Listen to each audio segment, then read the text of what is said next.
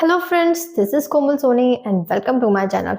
तो आज हम पढ़ेंगे क्लास 10th का chapter second, that is nationalism in India. आपका फर्स्ट चैप्टर था नेशनलिज्म इन यूरोप।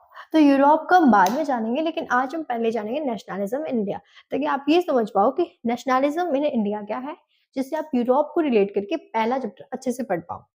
मेरे कहने का ये मतलब है कि अगर आप इंडिया की कुछ चीज़ों के बारे में पहले से जानते हो, आप इंडिया के पास्ट के बारे में पहले से जानते हो, आज़ादी के बारे में पहले से जानते हो, तो उसको अगर आप ब्रॉड ओवरव्यू के साथ पढ़ोगे तो आपको ये समझ में आएगा कि नेशनलिज्म सच में होता क्या है। जो हमारा देश के प्रति प्यार होता है ना, उसको नेशनलिज्म ही बोला जाता है। जैसे हमारे फ्रीडम फाइटर्स ने अपने देश के प्रति प्यार दिखा के हमारे देश को आज़ाद करवाया था, उसे नेशनलिज्म ही बोला जाता है। सो अगर आप इंडिया के बारे में जानोगे, तुम्हारे इंडिया की स्ट्रगल्स और इन सब का आपको पता है, सो यूरोप की जानना आपके लिए थोड़ा-सा ईज़ी हो जाएगा। आपको पता चल जाएगा कि अच्छा, यूरोप की आज़ादी की बात कर रहे हैं या यूरोप में जो कोई घटना हुई है, उसे ठीक करने की बात कर रहे हैं। सो अब नेशनलिज़्म इन इंडिया की बात करते हैं। इंडिया एक अकेला देश है, लेकिन यूरोप क्या है? यूरोप एक कॉन्टिनेंट है। उस कॉन्टिनेंट में बहुत सारे देश आते हैं। उन सारे के सारे देशों की फ्रीडम की बातें, उन सारे के सारे देशों ने क्या स्ट्रगल किए हैं, किसी के अंदर कभी इकोनॉमिक क्राइसिस आए हैं, कभी सरकार को लेके क्राइसिस आए हैं, उन सबको कैसे राजाओं ने और कैसे किसी बंदों ने ठीक किया है, वो हम यूरोप की नेशनलिज्म में पढ़ेंगे। इंडिया के अंदर इंडिया की आज़ादी के बारे में पढ़ेंगे हम सिर्फ, ठीक है? तो मैं आज आपको सिर्फ एक ब्रॉड ओवरव्यू दूँगी कि आपको इम्पोर्टेंटली पढ़ना क्या है। आपके एग्ज़ाम पर्सपेक्टिव से आपसे ज़्यादातर क्वेश्चन किस चीज़ से पूछे जाएँगे। अगर आपको एक होता है ना, हम किसी इंग्लिश की या हिंदी की स्टोरी पढ़ते हैं लिटरेचर के अंदर, सो स्टोरी की अगर हमें मोटी-मोटी बातें पता होती है, स्टोरी मोटी-मोटी पता है कि अच्छा, लकड़हारे की स्टोरी है तो लकड़हारे की जो एक्स है वो नीचे गिर जाएगी और पानी के अंदर गिर जाएगी। फिर एक परी निकलेगी, वो उसको 3 एक्स देगी, जिसके अंदर से अगर वो ईमानदार होगा तो उसे तीनों एक्स दे दी जाएगी, अगर वो ईमानदार नहीं होगा तो उसे कुछ भी नहीं मिलेगा। यही होती है ना, ये स्टोरी होती है, हमें बोर्ड पता होता है, मतलब ब्रॉड ओवरव्यू होता है हमें कि भई इस स्टोरी में ये होने वाला है। तो इसी तरीके से आज हम नेशनलिज्म इन इंडिया के बारे में एक छोटा-सा ब्रॉड ओवरव्यू लेंगे, ठीक है? तो स्टार्ट करते हैं। तो स्टार्ट होगी हमारी 1950 51 से, नहीं, आई एम सॉरी, 1915 से। सो 1915 में होता क्या है, जो गांधी जी होते हैं वो हमारे इंडिया में वापस आते हैं। तो गए कहाँ हुए थे जो वापस आए? तो मैं ये बताती हूँ।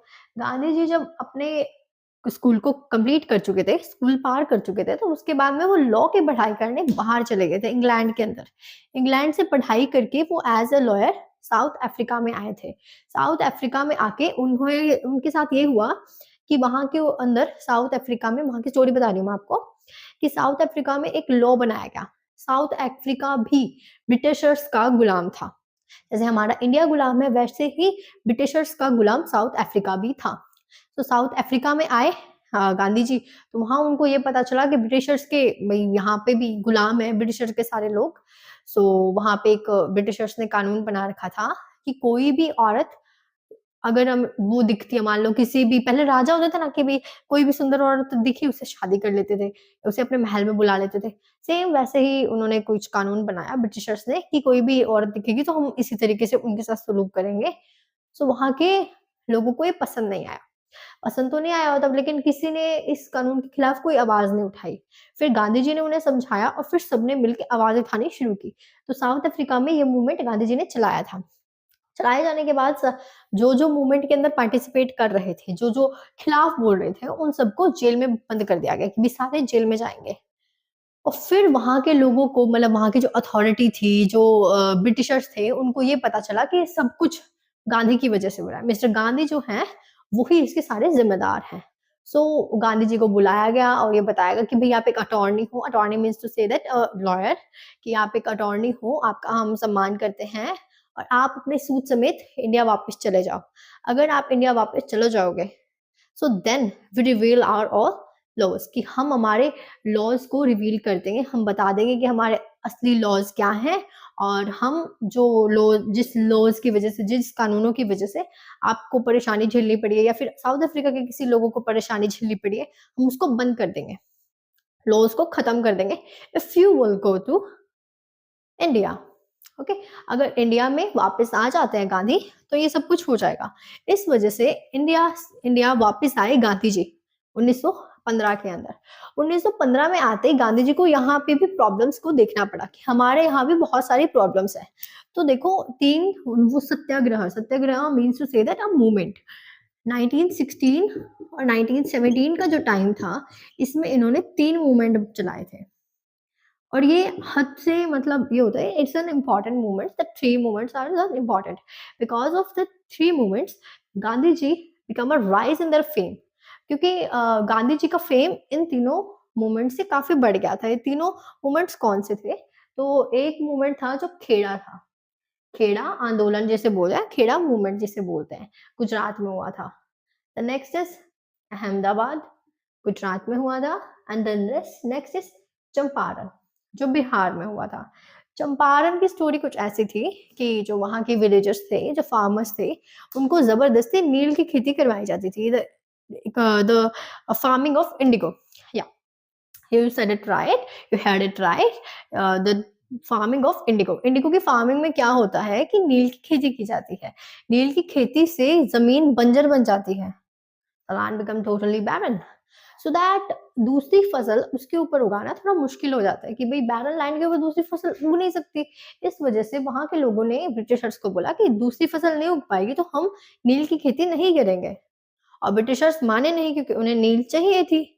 सो फिर क्या हुआ, गांधी जी को बुलाया गया और ये बताया गया कि भाई सारे फार्मर्स ये खेती नहीं करना चाहते। और रूल कुछ ऐसा था कि हर एक फार्मर को अपनी जितनी भी लैंड है उसके 28% हिस्से के ऊपर नील की खेती करनी पड़ती थी। सो इस वजह से वहां पे चंपारण आंदोलन शुरू करवाया गया, मूवमेंट चालू हुआ और वहां पे लोगों को इंसाफ मिला। और इसके बाद में बूम हुआ मिस्टर गांधी का, इनके फेम के अंदर बूम आया, इनके खुद के अंदर बूम आया। सो ये तो थे नॉर्मल से, जिससे गांधी जी ने पूरे इंडिया में फेम हासिल किया, ब्रिटिशर्स की आंखों में भी ये उग गए थे। फिर उसके बाद में जो सबसे बड़ा मूवमेंट स्टार्ट होता है ना वो 1920 में होता है। पर उससे पहले एक चीज जानो, 1919 में आता है रॉलेट एक्ट। रॉलेट एक्ट क्या होता है? If you are a suspect then you will go to the custody. इसका मतलब ये है कि आप अगर सस्पेक्ट मान लिए जाते हो तो आपको कस्टडी में ले लिया जाएगा।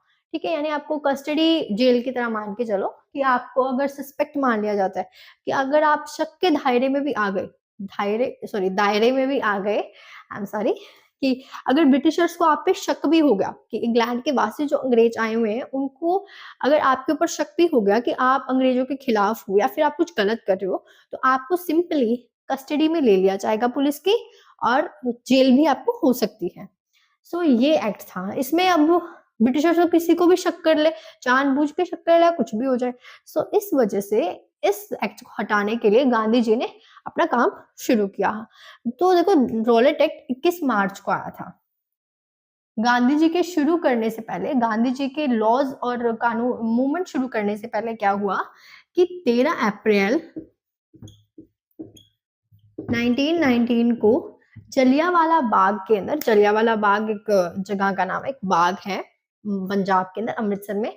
तो वहां पे आपने आई थिंक उसकी स्टोरी काफी सुनी होगी कि लोग उसमें इकट्ठा हुए थे इस एक्ट को डिस्कस करने के लिए कि इस एक्ट के खिलाफ हम क्या क्या करें। सो जैसे ही वो इकट्ठा हुए तो वहीं जनरल डायर जो थे, वहां के हेड गवर्नर थे, उन्होंने इनके ऊपर गोलियां चला दी और जलियांवाला बाग में सबकी मृत्यु हो गई थी। आई एम सॉरी, सबकी डेथ हो गई थी, मैं सही बोली, मृत्यु। ओके, सो 13 अप्रैल 1919 को ये हुआ। ये होने के बाद 1920 के अंदर नॉन कॉपरेशन मूवमेंट चालू करा दिया गया। I am sorry, the non cooperation movement would started on 1920। Okay, और गांधी जी ने डिक्लेयर किया था इस जलियांवाला बाग कांड के बाद कि we would start non-cooperation movement in 1920 and then it will be starting on that movement.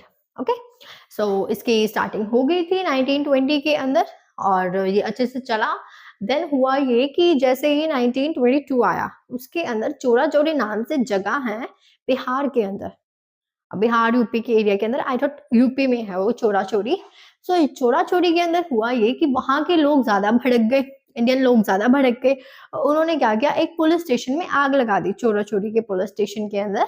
सो ये एक वॉयलेंस क्रिएट कर दिया कि हमने पुलिस वालों को जला दिया, पुलिस स्टेशन में आग लगा दी, तो एक वॉयलेंस क्रिएट हो गया। इस वजह से गांधी जी ने अपना नॉन कॉपरेशन मूवमेंट वापस ले लिया। ठीक है, तो चोरा चोरी की वजह से 1922 के अंदर वापस ले लिया गया क्या, नॉन कॉपरेशन मूवमेंट। सो आज मैंने आपको जितना बताया है, आई थॉट जो आप सुन रहे बच्चे हो वो सारा कुछ याद कर लोगे, इसे रिकॉल कर लोगे, और हम जानेंगे कल की वीडियो में। आई थॉट मैं आपको बता देती हूँ कि मैं डेली पोस्ट नहीं कर सकती हूँ वीडियो, बिकॉज मेरे को भी वर्क रहता है। मैं आपको हफ्ते में 1 या 2 वीडियो ला के दूंगी। सो आप थोड़े टाइम के लिए वेट करो, और अगर आपको नीड ज्यादा है तो आप मुझे कमेंट में बताओ, मैं परसों या कल तक आपको इसका सेकंड पार्ट भी अपलोड करके दूंगी। सो बने रहिएगा हमारे यूट्यूब चैनल के साथ। अगर आपको समझ में अच्छा आता है तो थैंक यू।